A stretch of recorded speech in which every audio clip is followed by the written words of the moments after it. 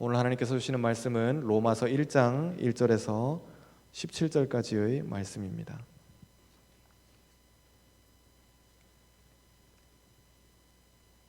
신약성경 로마서 1장 1절부터 17절까지의 말씀, 저와 여러분이 교독하겠습니다. 제가 먼저 1절을 읽겠습니다.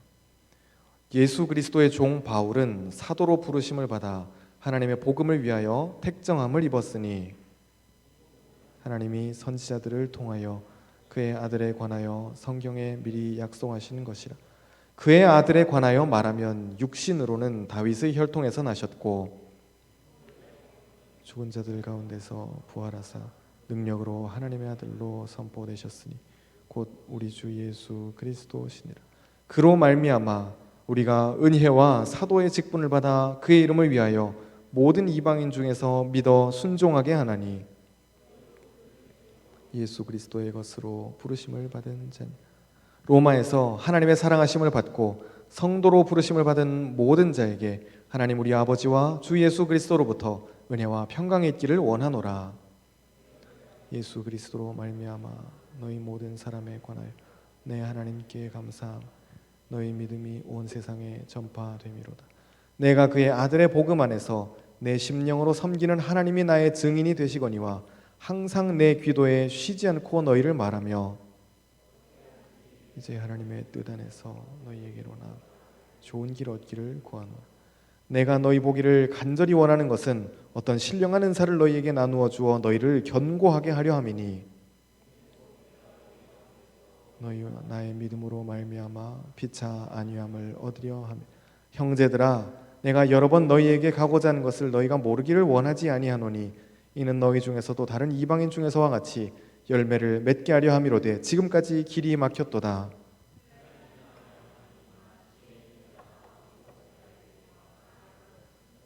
그러므로 나는 할 수 있는 대로 로마에 있는 너희에게도 복음 전하기를 원하노라.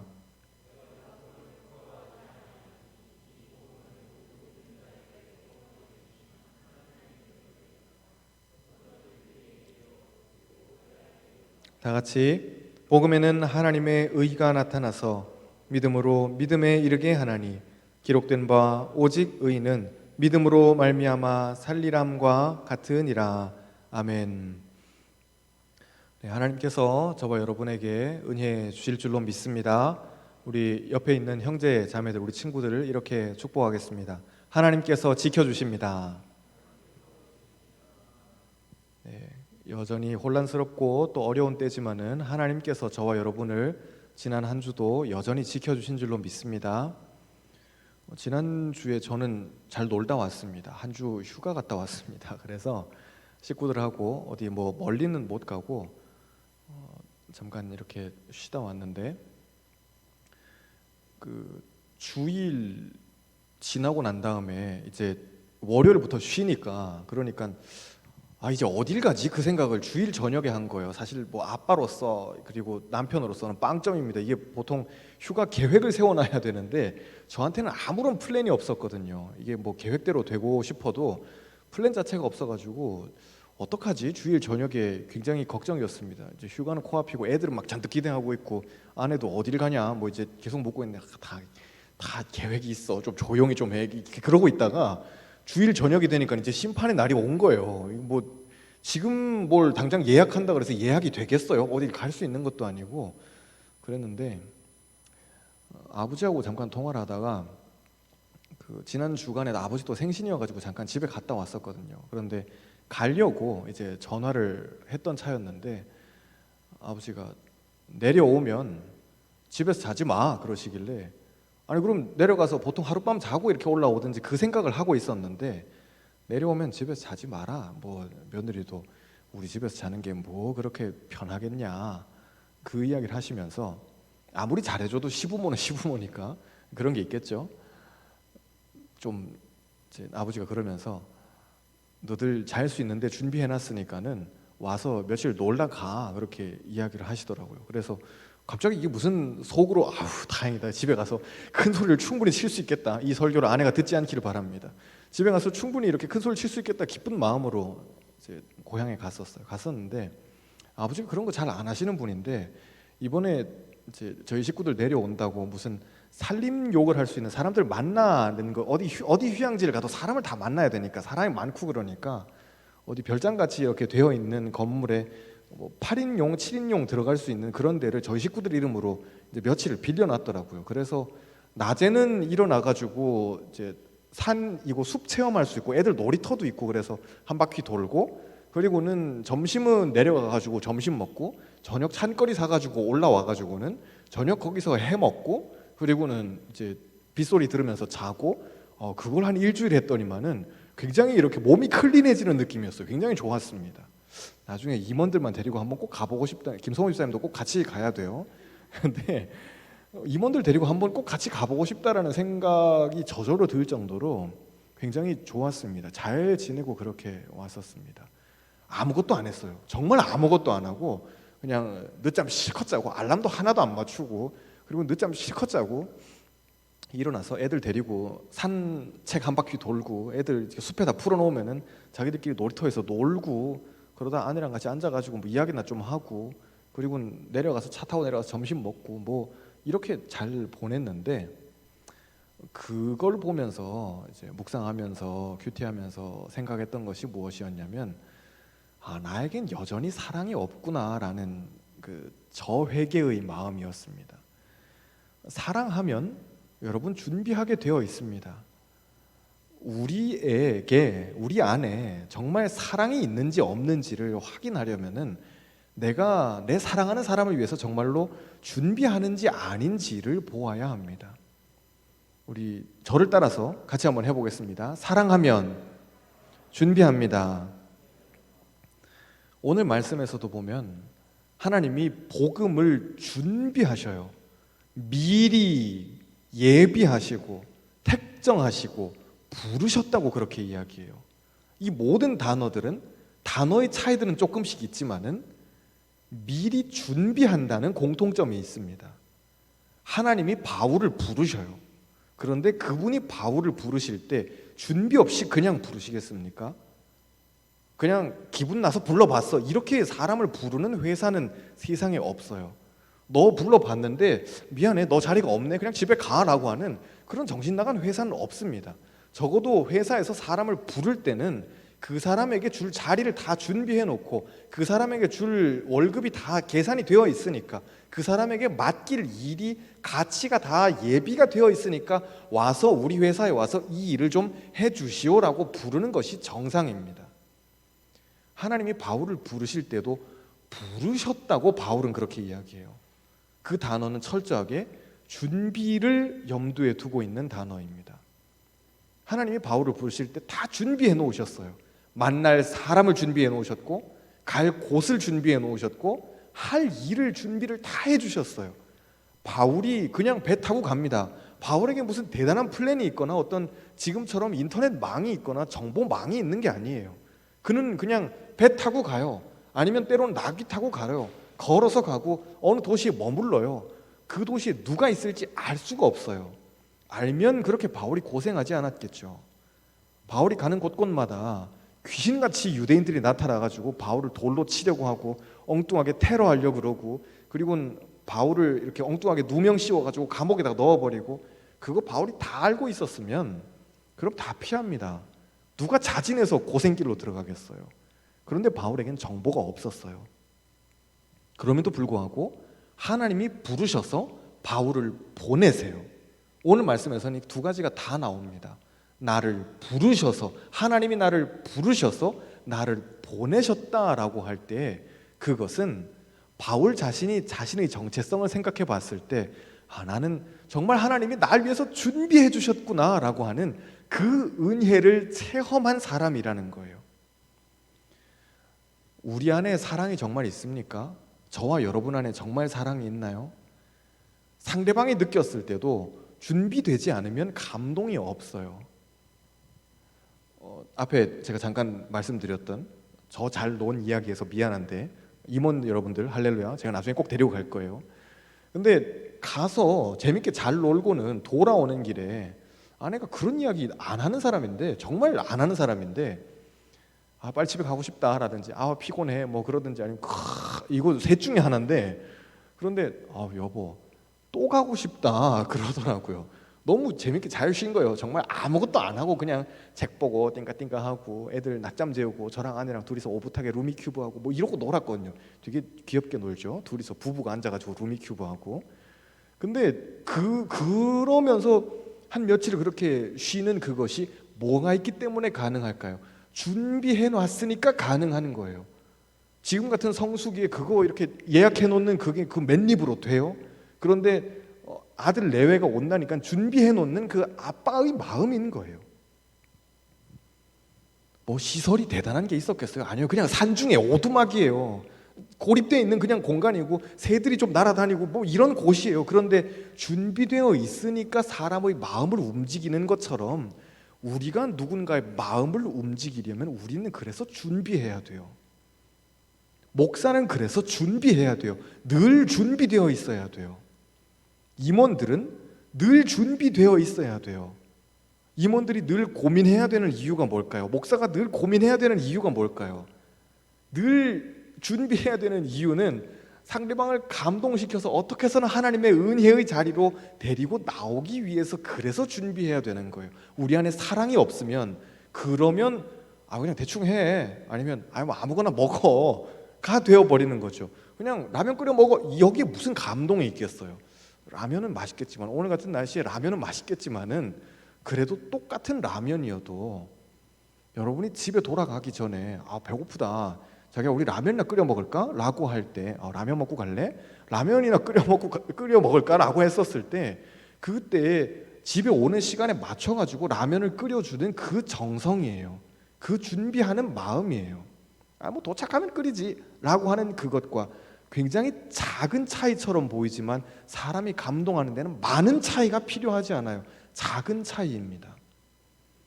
그런데 하나님께서는 오늘 말씀에서 그렇게 바울을 부르시고 바울을 택정하셨다. 좀 말이 어렵지만 2절에 보면 택정하셨다고 했는데 영어 성경에서는 바울을 위해서 세팅해 두셨다고 그렇게 이야기해요. 그를 위해서 밥상을 다 세팅해 놓으신 거예요. 앉아서 그냥 숟가락만 짠 들면 끝나는 거예요.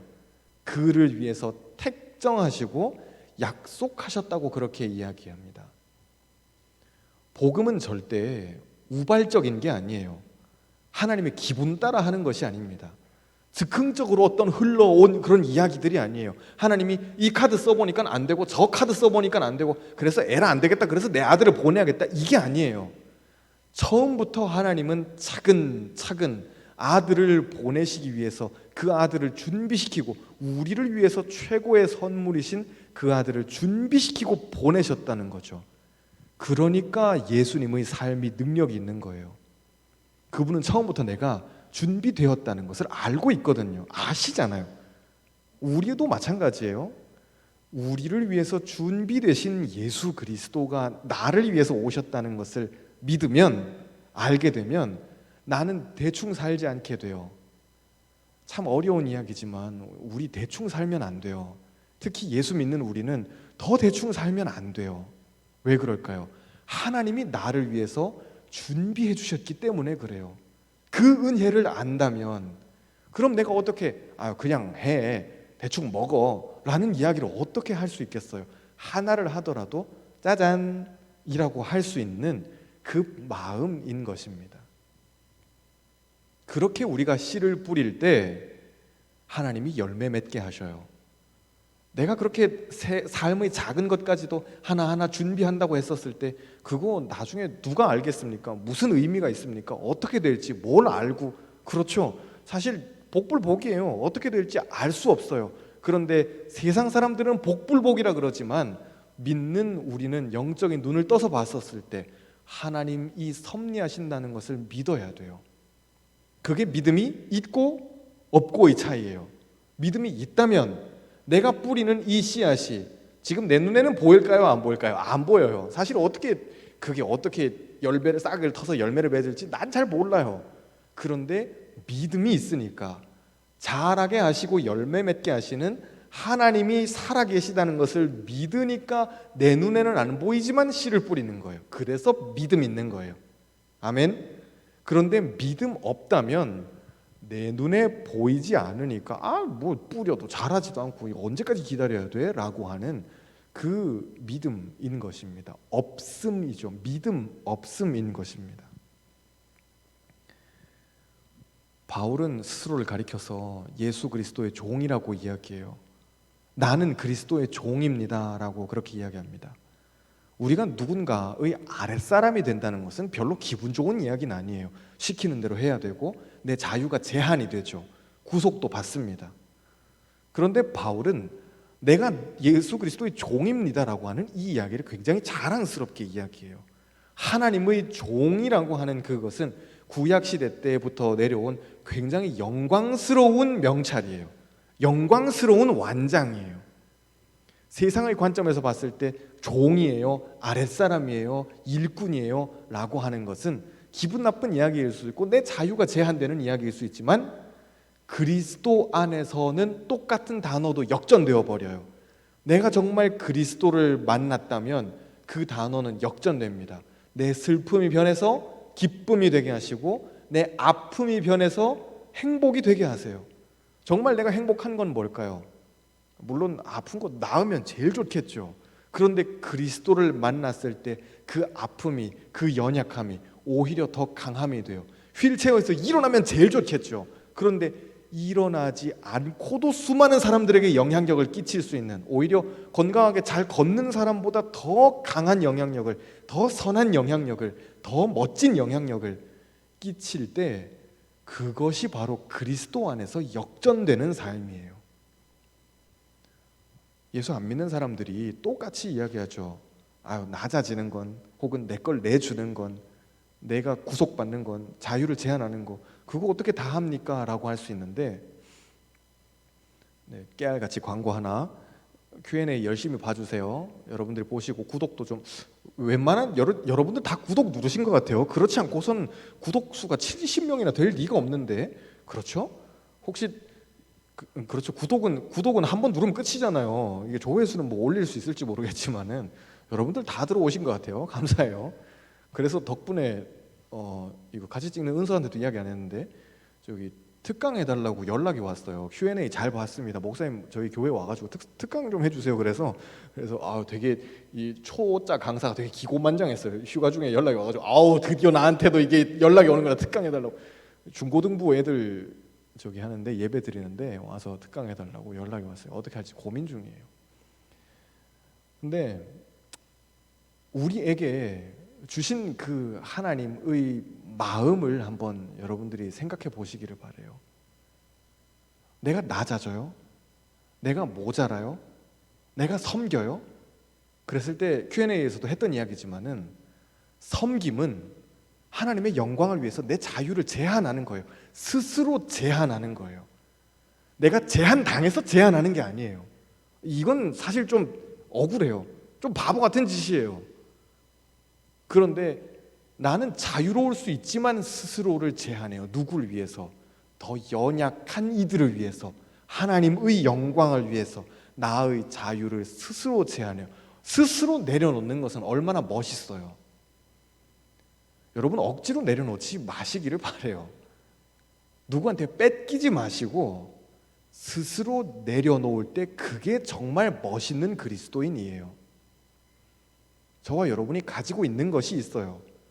그것이 지금 우리들에게는 뭐가 있을까요? 어떤 건강일 수 있고, 어떤 나이일 수 있고, 청춘이나 젊음이나 우리 어르신들이 가지고 있지 못한 그런 것들과 비교해 봤었을 때 우리에겐 젊음이 있잖아요.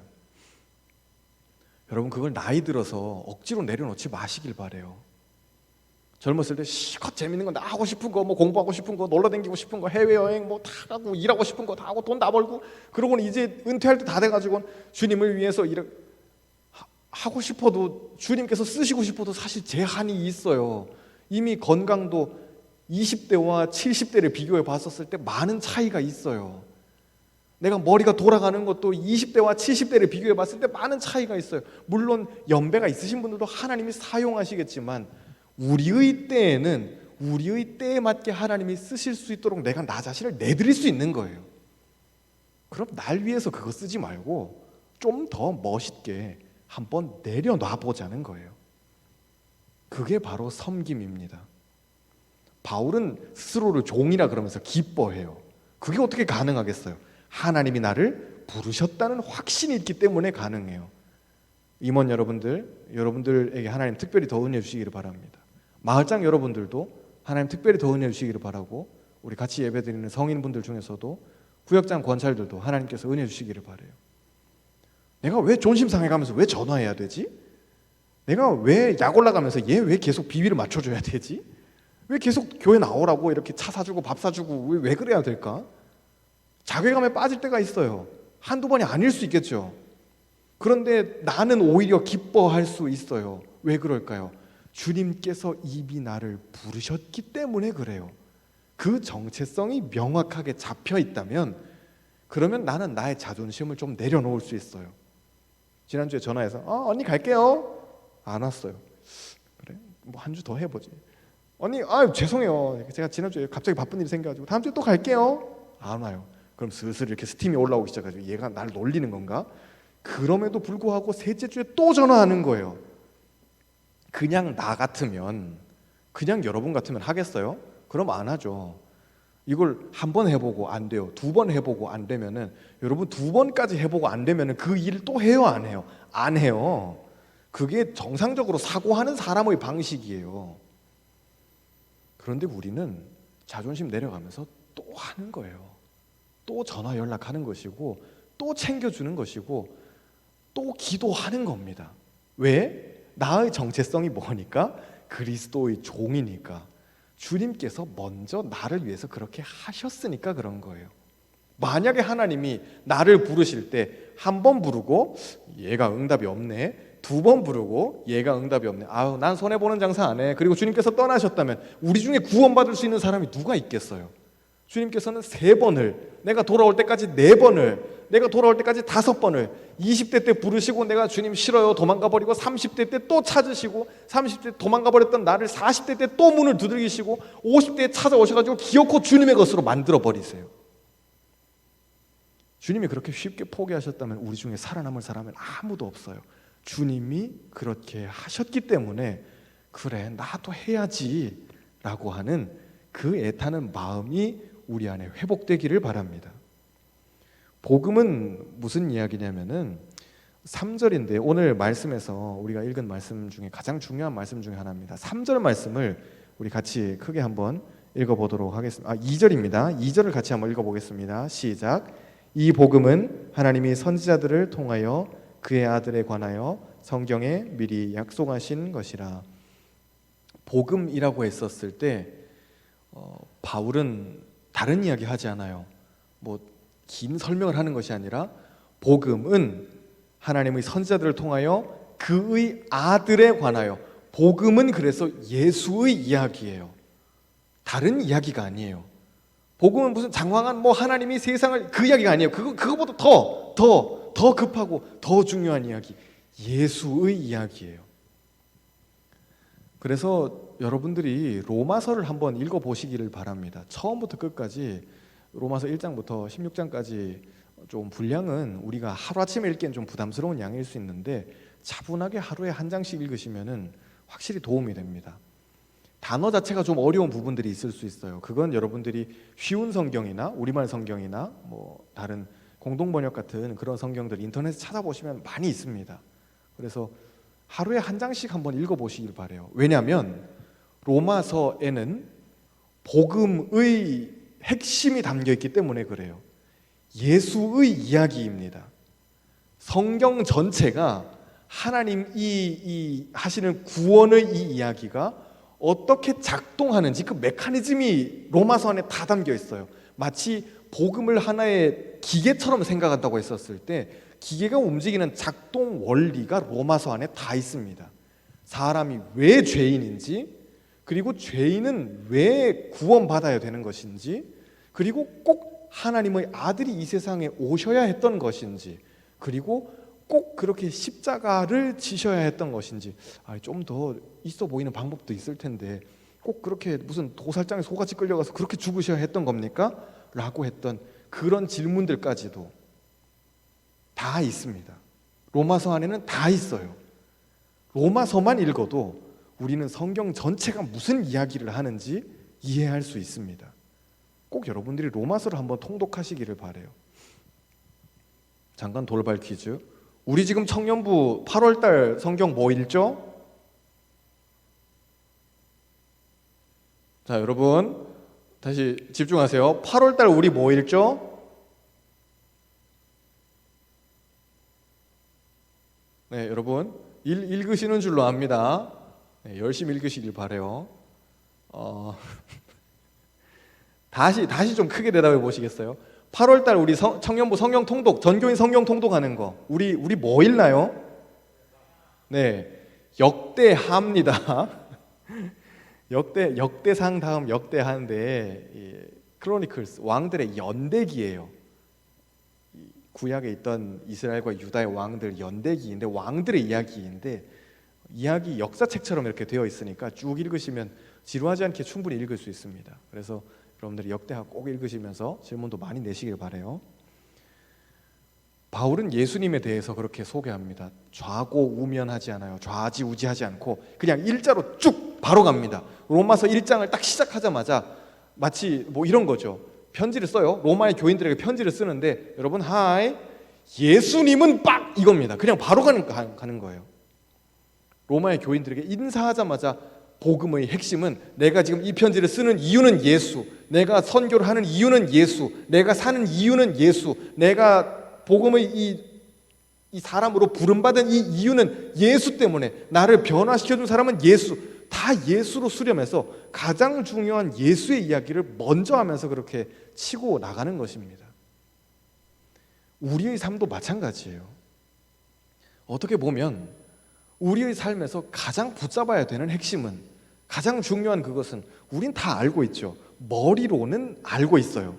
예수님이 가장 중요하죠 뭐 라고 다 알고는 있지만 정말 내가 바울처럼 처음에 1장 1절을 시작할 때 뭐라 그래요? 예수 그리스도의 종 나 바울은 에요. 제가 혹시나 해가지고 저같이 고약한 목사가 없어요. 설마 예수부터 먼저 시작했겠어? 그래서 원어 성경을 봤는데 예수 그리스도의 둘로스 나 파울로스는 쭉 이렇게 나가요. 가장 먼저 예수님을 앞에 놔요. 우리가 편지 쓸 때 나 자신 내가 쓰는 이야기니까 나 이야기를 먼저 써도 될 텐데 그는 서신서에 가장 먼저, 그리고 모든 서신서마다 예수 그리스도의 종 바울은, 하나님의 종 바울은, 절대 나 바울은 이렇게 시작하지 않아요. 철저하게 그의 정체성 자체가 나는 그리스도의 종입니다 라고 그렇게 이야기하고 있는 것입니다. 하나님이 우리에게 주신 것은 은혜예요. 5절에 보면 은혜와 사도의 직분을 주셨다 그랬어요. 두 가지를 주십니다. 하나님이 미리 준비하셔서 우리에게 주시는데 복음을 주셔요.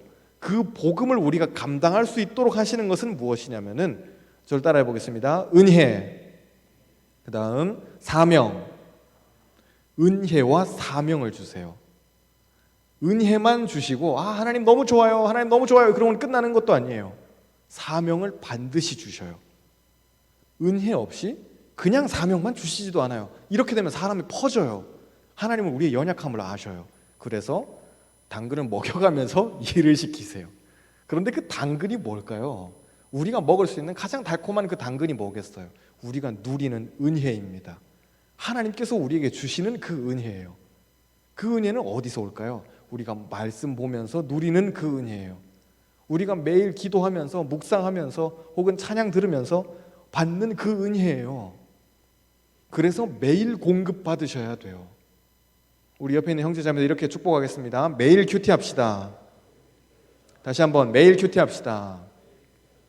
저와 여러분이 매일 큐티하길 바라요. 큐티하기 어려운 분들은 매일 한 장씩이라도 말씀이라도 읽으세요. 천천히 소리내서 따박따박 읽으시기 바라요.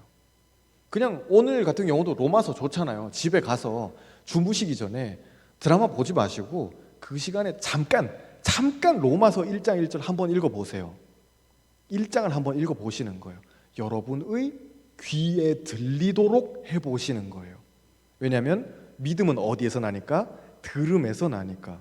근데 여러분들이 이게 매일 누가 와가지고 옆에서 이렇게 낭낭한 목소리로, 요즘 오디오북도 좋은 거 많이 있던데, 무슨 연예인들이 이렇게 읽어주고 잘 자요 뭐 이런 거 많이 있던데, 그런 것들도 있으면 참 좋겠어요. 성경도 그렇게 읽어주는 오디오북이 있으면 참 좋겠다는 생각을 합니다. 그런데 그렇게 우리의 귀에 들리도록, 내가 내 음성으로 귀에 들리도록 하잖아요. 그러면 말씀이 우리에게 오는 느낌이 완전히 달라요. 그냥 눈으로 이렇게 읽죠. 예수 그리스도의 종나 바울은 사도의 부르심을 받아 하나님의 복음 위하여 택정을 입었으니, 이러면 벌써 졸려요. 은혜가 되는 게 아니고 졸립니다. 사랑하시는 자에게 뭘 주셔요? 잠을 주셔요. 그래서 졸려요. 그런데 입으로 소리 내서 그렇게 했었을 때 하나님이 우리에게 주시는 은혜는 또 다릅니다. 꼭 집에 가서 해보시기를 바래요. 두 가지를 우리에게 주셔요. 은혜와 사명이에요. 그래서 우리는 은혜를 구해야 돼요. 왜냐하면 은혜를 받지 못하면 사명을 감당할 수 없기 때문에 그래요.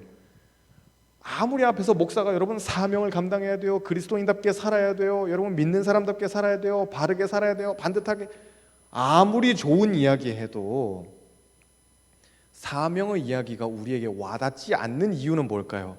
받은 은혜가 없기 때문에 그래요.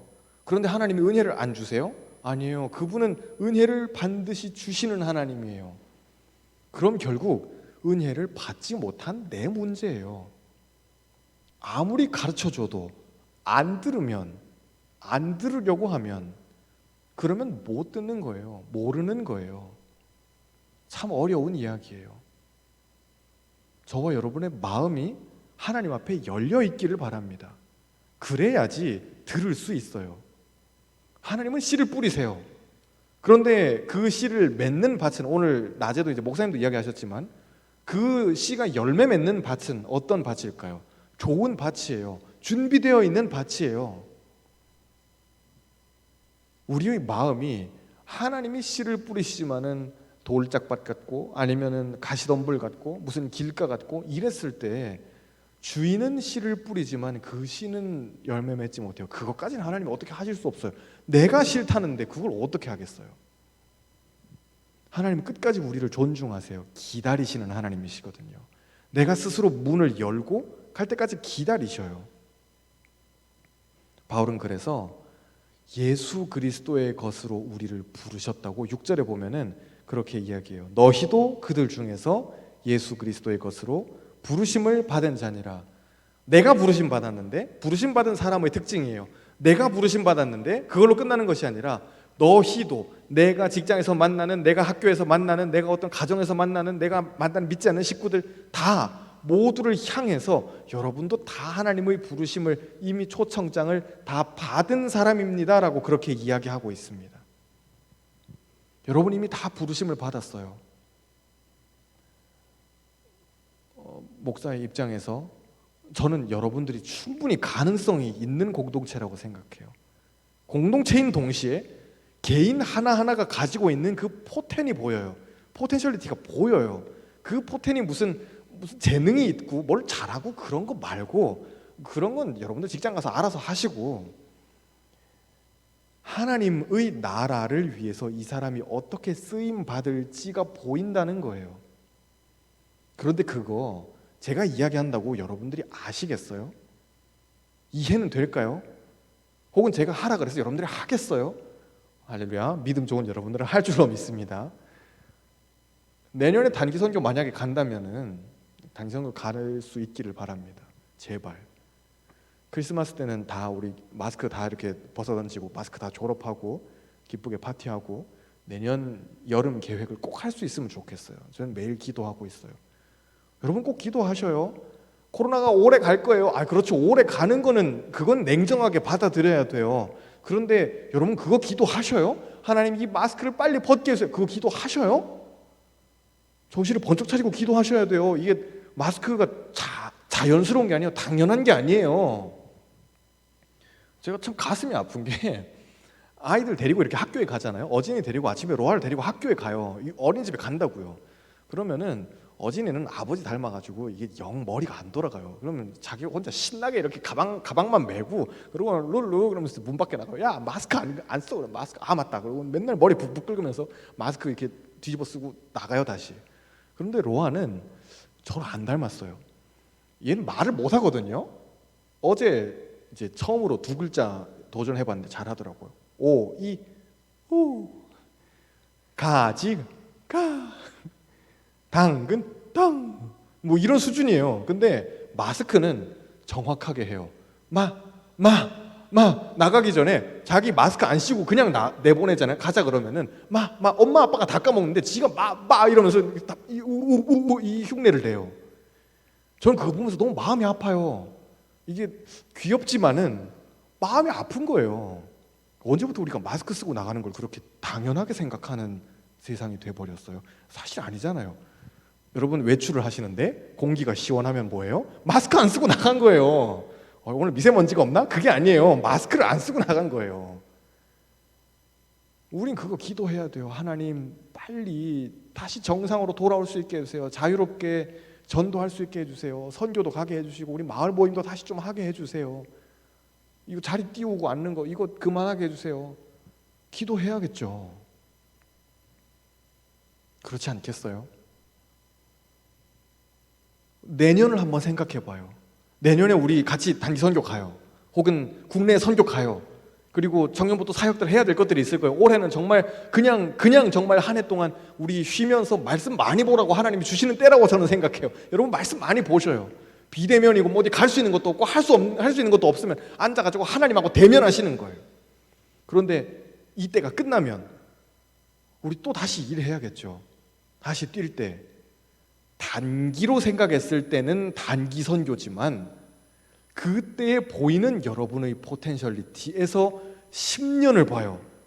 20년을 보고 30년을 봐요. 여러분들에겐 그게 있어요.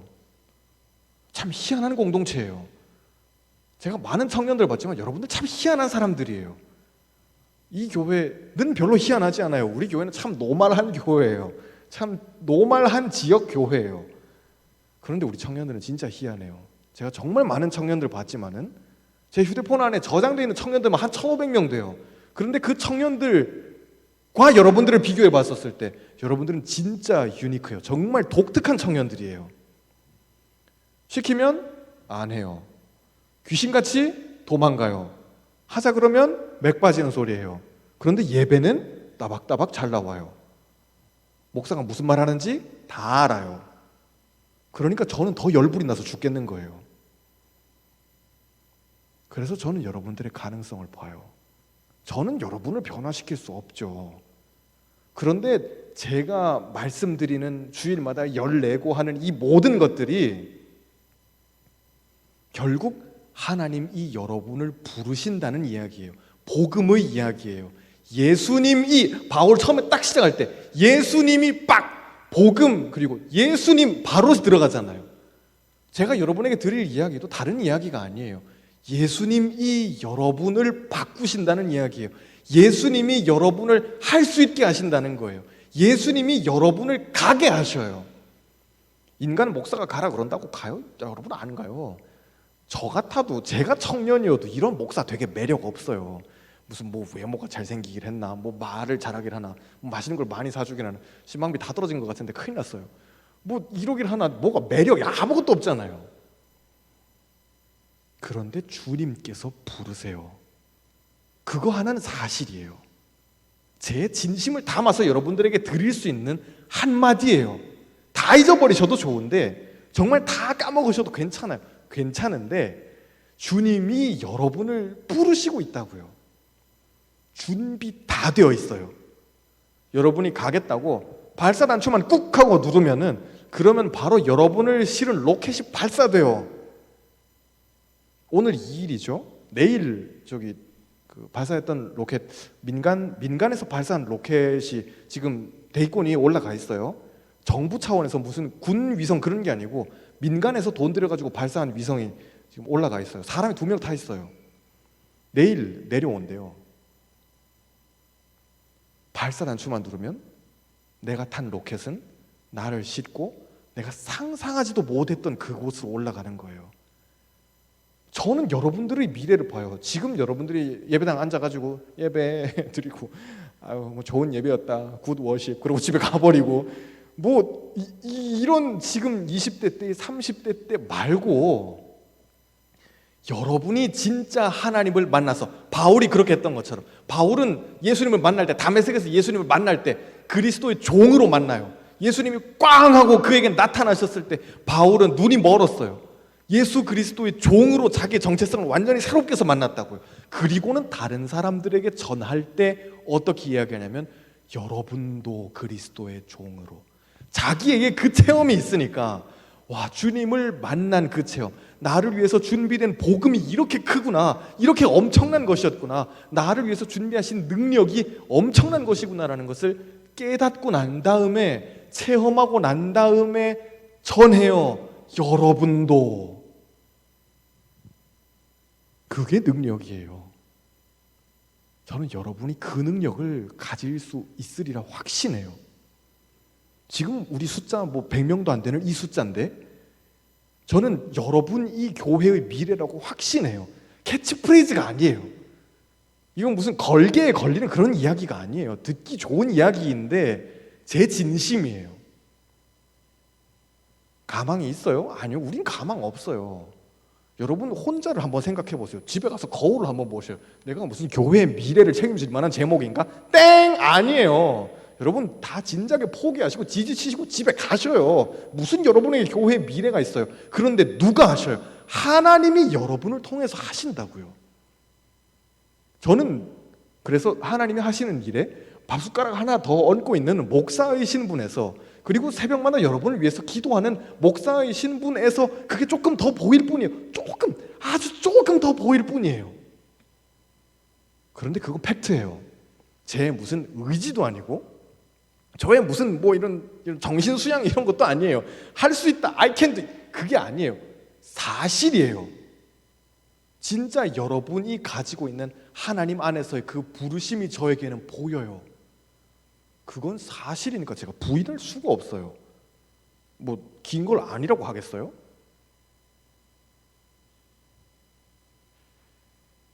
확실히 저는 믿어요. 여러분 한 사람 한 사람을 통해서 이 교회의 미래를 반드시 책임지실 거예요. 여러분이 생각하지도 못했던 미래가 오고 있어요. 지금 이 코로나는 아무것도 아닌 것처럼 느껴질 그 미래가 또 오고 있어요. 세컨드에, 서드에 그 파도가 또 오고 있다고요. 그때 교회 누가 지킬 거예요? 제가 지킬까요? 제가 10년 뒤에도 여기 있을까요? 아유, 그럼 뭐 좋겠지만 그럴 리가. 여전히 10년 뒤에 있을 여러분들이, 20년 뒤에 계실 여러분들이 30년 뒤에도 여전히 예배드리고 있으면서 봉사하고 다음 세대를 키우고 후배들을 양성하고 그리고 하나님 뜨겁게 만나고 예배드리고 섬기고 하는 여러분들이 하실 수 있는 거예요. 그 부르심으로 하나님은 우리를 부르세요. 그게 로마서의 이야기예요. 바울은 하나님을 만나요. 복음을 만나요. 복음은 곧 누구의 이야기예요? 예수님의 이야기예요. 그 이야기를 만나고 난 다음에 로마 교회의 교인들에게 바울은 편지를 써요. 여러분도, 오늘 말씀에서 너희도라고 썼지만은 좀 더 우리의 형편에 맞게 쓴다면은 여러분도 다 부르심을 받은 사람들입니다. 나는 그 하나님을 만났습니다. 나를 부르시는 하나님을 만났습니다. 그래서 여러분도 부르십니다라고 하는 그 바울의 애타는 마음이 로마서에 다 담겨 있는 것입니다. 오늘 우리가 17절까지 읽었지만 이제 다음 주에 또 좀 더 보겠습니다. 오늘 마무리는 7절까지 읽고 마치도록 할게요. 7절인데 7절을 한번 읽어보도록 하겠습니다. 시작. 로마에서 하나님의 사랑하심을 받고 성도로 부르심을 받은 모든 자에게 하나님 우리 아버지와 주 예수 그리스도로부터 은혜와 평강이 있기를 원하노라. 아멘. 우리에게 은혜를 주세요. 그래서 우리는 평강해요.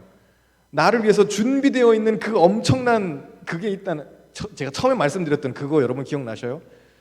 저를 위해서 준비되어 있는 그 별장이 있어요. 작은 집이 있어요. 그것만 해도 저는 되게 이렇게 걱정 안 하고 그냥 놀러 갈 수 있는 거예요.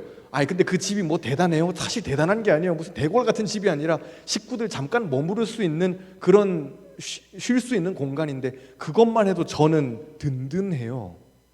그래서 준비되어 있다는 것을 알면 나는 평강할 수 있어요. 하나님께서 나를 위해서 준비해 놓으신 집이 있어요. 하나님께서 나를 위해서 예비해 놓으신 같이 일할 동료들이 이미 있어요. 그러니까 나는 걱정 안 하고 단독으로 칼 뽑아들고 나가서 싸울 수 있는 거예요. 하나님 나라를 위해서 싸울 수 있는 거예요. 왜? 나 혼자 나가서 칼싸움 하도록 하나님 외롭게 내버려 두지 않으세요. 나 혼자 나가서 힘들게 사역하도록 하나님 두지 않으세요. 내가 정신 차리고 오면 좌에서 우에서 같이 칼 뽑아들고 창 던지면서 같이 하나님 나라를 위해서 싸울 수 있는, 이 세상에 맞서서 싸울 수 있는, 우리를 좌절시키고 압박하고 두렵게 만드는 모든 것들로부터 대항해서 싸우게 만드는 그 능력을, 동료들을 하나님 다 이미 예비해 놓으셨어요. 그래서 난 든든한 거예요. 주님, 저는 할 줄 아는 일이 아무것도 없어서. 일은 누가 주실까요? 잡은 하나님이 그냥 배당해 주시는 거예요. 너는 이 일을 해. 주님, 저는 할 줄 아는 게 너한테 주어진 일이야. 그냥 넌 이거 하면 돼. 하나님 우리보다 더 잘 아시잖아요. 마지막으로 저를 따라서 한 번만 하고 오늘 말씀을 마치고자 합니다. 이미 준비되어 있습니다. 그 준비된 사랑 안에서 저와 여러분이 한 주 승리하시기를 주님의 이름으로 축복합니다. 제가 기도하겠습니다. 나는 흔들리지 않을 수 있습니다. 또 나는 굳건할 수 있습니다. 나를 위해서 준비된 사랑이 있기 때문에 그렇습니다. 하나님께서 우리를 붙들어 주시고 준비된 그 사랑 안에서 우리 청년들 한 주 동안 승리하는 한 주 되게 하여 주옵소서. 주님께서 날 위해 준비하신 것 같이 나도 준비되게 하시고, 주님께서 나를 먼저 사랑하신 것 같이 나도 사랑할 줄 아는 내가 되게 하여 주옵소서. 예수님의 이름으로 기도하옵나이다. 아멘.